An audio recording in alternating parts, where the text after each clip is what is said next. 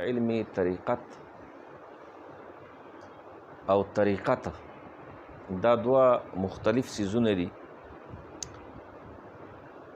لکه څنګه چې د رسول الله صلی الله علیه وسلم زمانہ مبارکه کې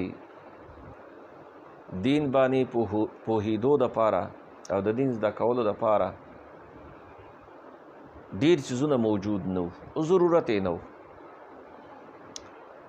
د نبی علیہ السلام عهد کې علم صرف نو، علم نحو نو، علم منطق نو، علم معنی نو، کم د چې دا علم بلاغت ویلی شي. ذکر رسول کریم رؤوف الرحیم صلی الله علیه وسلم یو عملی نمونه وا او دین باندې پویدو د پاره او دین باندې عمل د پاره، قرآن شریف باندې پوهیدو د پاره، قرآن شریف باندې عمل د پاره زمونږ ستاسو محمد عربي صلی الله علیه وسلم ذات اقدس هغه یو عملی نمونه وا. او حضور بویل صلو کما رأیتمونی، زه چې څنګه مونځ کوم داسې مونځ کوئ.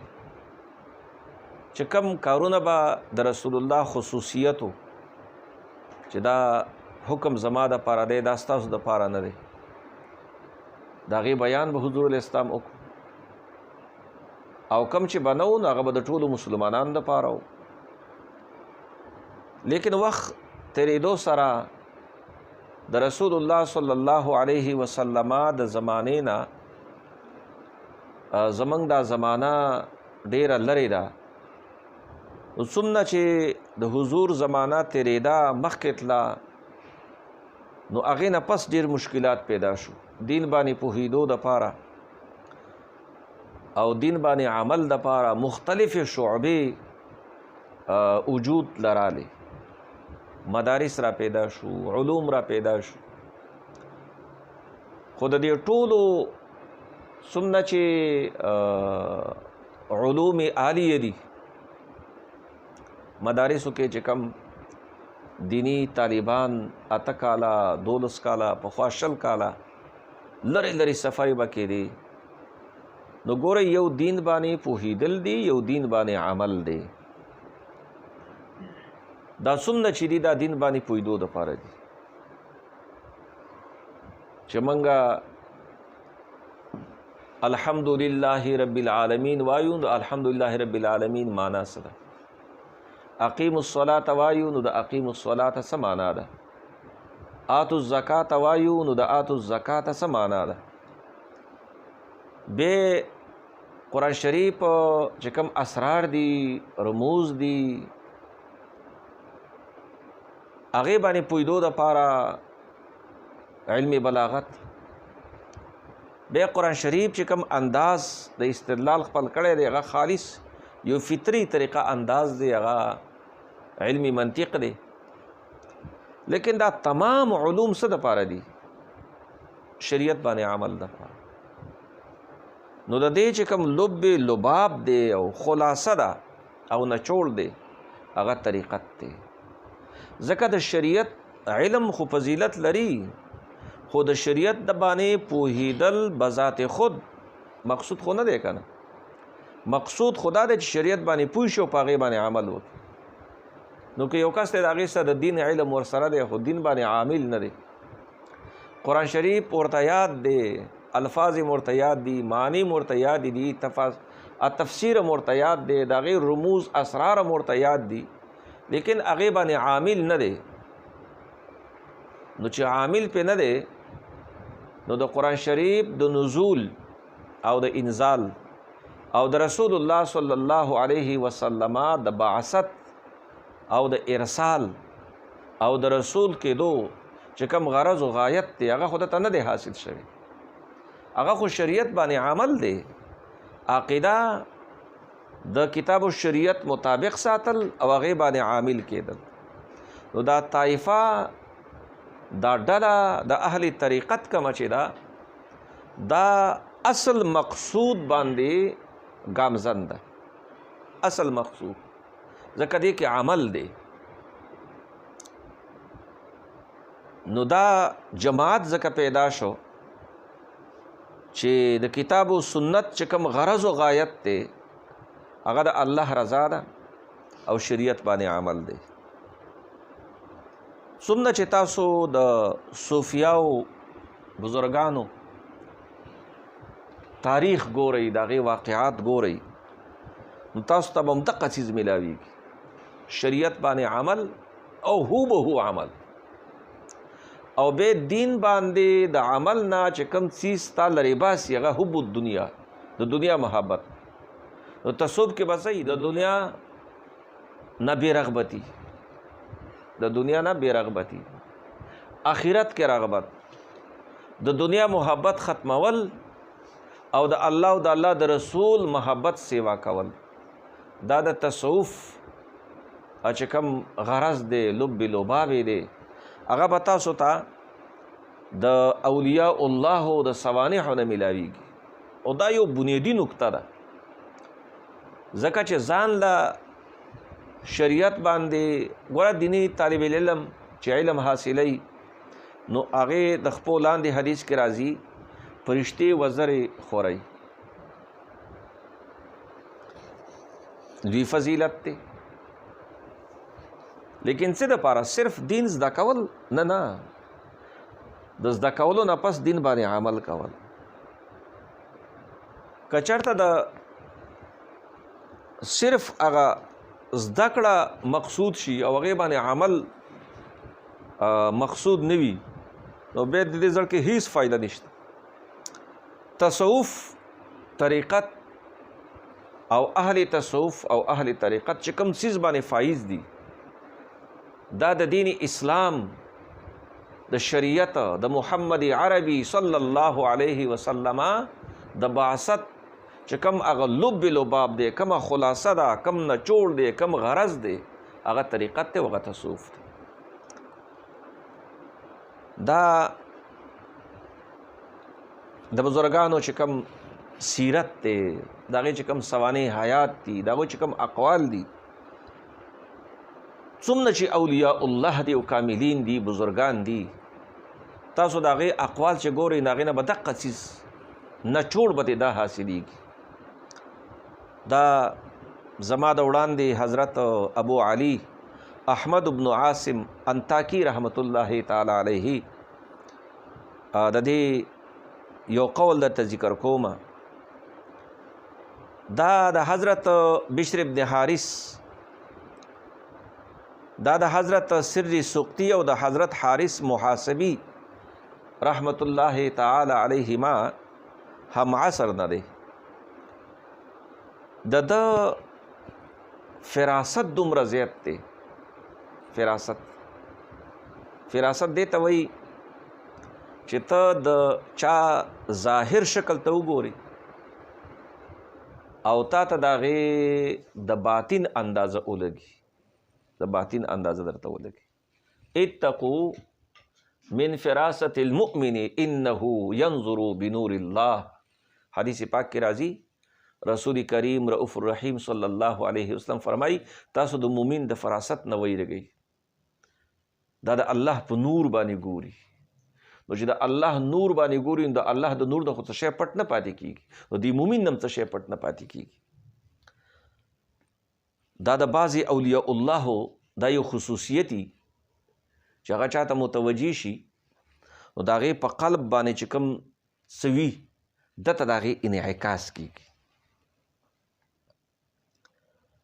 نو د ده دومره ډېر زیات فراست و چې حضرت ابو سلیمان دارانی رحمت الله تعالی علیه به ویل چې دا د زړه جاسوس دی، د زړه جاسوس.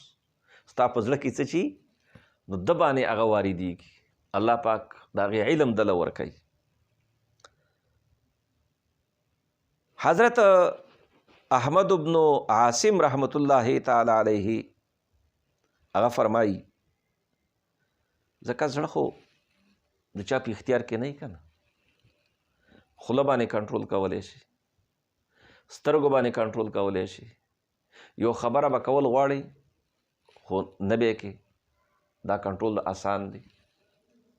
سترګو باندې کنټرول کولی شي، یو طرف ته به زړه کېږي ستا چې زه هلته وګورم، خو ته به خپل سترګې د هغې نه ښکته کړي، مخ به ترې واړی. غوږونو باندې کنټرول کولی شي، یو ځای کې به یو ناجایز مجلس وي هغې نه به پاسي روان به شي. لاسو خپو باندې کنټرول کولی شي، لیکن زړه باندې کنټرول نشي کولی. زړه کې چې کوم ارادي کېږي، چاہت د څه شي کېږي. نو حضرت احمد بن عاصم رحمت الله تعالی علیه فرمایي چې کله تاسو د زړه اصلاح غواړئ، د زړه اصلاح غواړئ، نو تاسو به د زړه اصلاح چې کوئ نو د هغې حفاظت به تاسو په ژبه باندې کوئ، په ژبه باندې. د هغې تذکره به نه کوئ. څوک چې د هغه شي تذکره کوي د هغې نه به خپل ځان لږ سیټ ته ساتئ، او د هغې هر یو شی چې بنده د یو څیز حاصلی یا یو څیز پریدي هغه نه حاصلی ځان ته ساتي، نو هغې دپاره دوه څیزونه پکار دي. چې کم څیز نه ته ځان ساتي نو تا ته به د هغې نقصان معلومي چې دا ځکه نه کومه چې دې کې دا نقصان دی، او چې کم څیز د حصول ته متلاشي نو د هغې فایده به درته معلوموي. نو د دین نه د بېرهروۍ دپاره، د دین نه د بدره کېدو دپاره، د الله او د الله د رسول سره تعلق کمزوري کول دپاره چې کم نقصان ده چیز دی هغه قرآن شریف ښوولی دی چې انما اموالکم و اولادکم فتنة، بېشکه ستاسو مالونه او ستاسو اموال مالونه او ستاسو اولاد دا ستاسو دپاره فتنه ده. فتنه د دې مطلب دا دی چې ستاسو آخرت که خرابېږي نو د مال اولاد په وجه باندې خرابېږي. که ستاسو د آخرت فکر کمزوری کېږي نو د دنیا فکر به غالب کېږي. نو کله به غالب کېږي چې ستاسو د مال او د اولاد فکر در سره وي. حضرت ابو سر منصور بن عمار رحمت الله تعالی علیه دا د مروې علاقه کې یو کلی دی، بستی ده، برناقان ورته وایي. دا د هغه ځای اوسیدونکی دی او د علاقې په تعلق کې دا هم ویلې شوي دي چې د بوشنج دا د یو ځای نوم دی، د هغه ځای دی. برحال دا بصره کې پاتې کېده او د لوی واعظینو نه و چې خلکو ته به نصیحت کو، واعظ به ورته کو. حضرت منصور بن عمار رحمت الله تعالی علیه فرمائی چې احسن اللباس العبد التواضع والانکسار واحسن لباس العارفین التقوى. انسان همیشه دپاره د ښه لباس متلاشي وي. ستر، پرده شریعت کې دا محبوبه ده، سړو دپاره هم د ښځو دپاره هم. خو یو خو ظاهري لباس دی، بنده کپړې اچولی،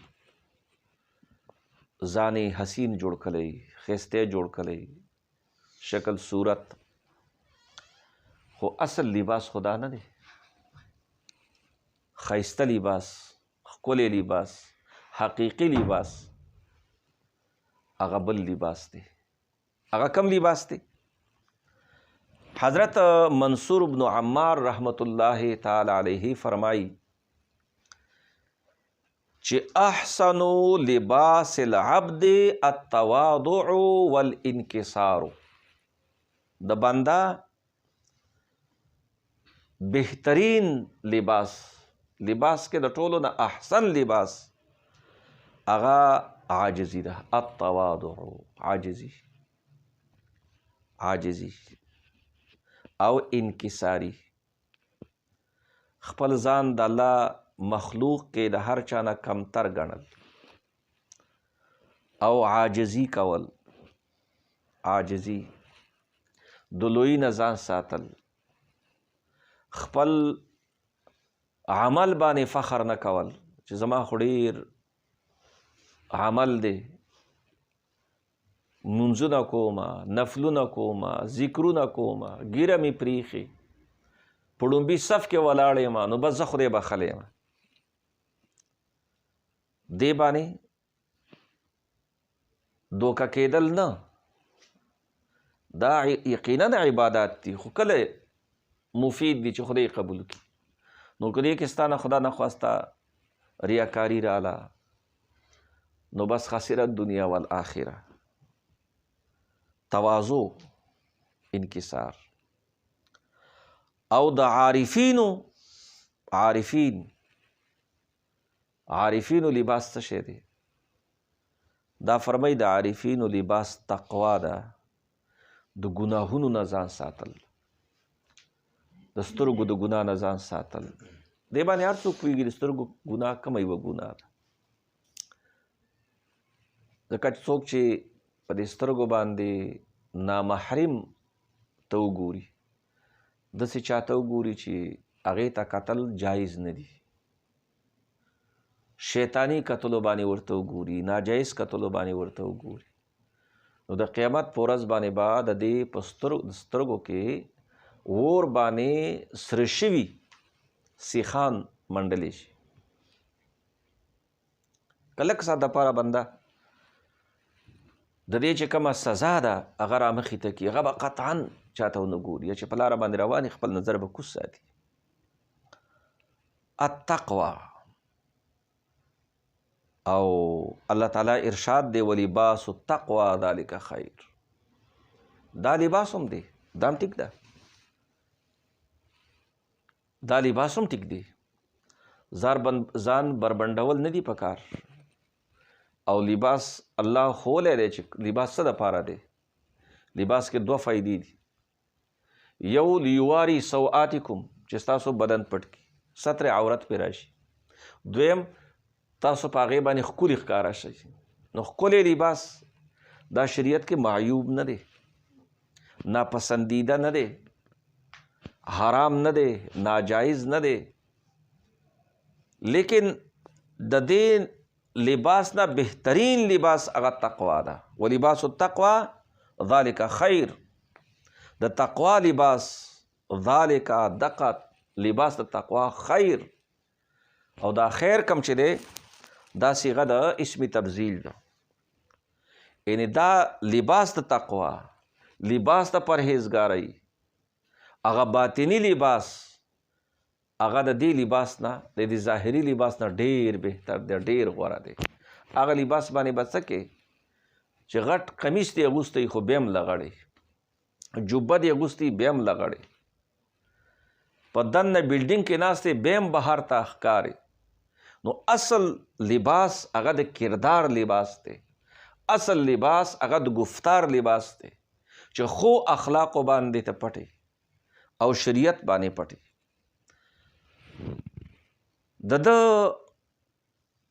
د توبې بس خدای پاک چا باندې مهربان شي. دا اشاعر وایي که نه چې این سعادت بزور بازو نیست تا نه بخشد خدای بخشنده.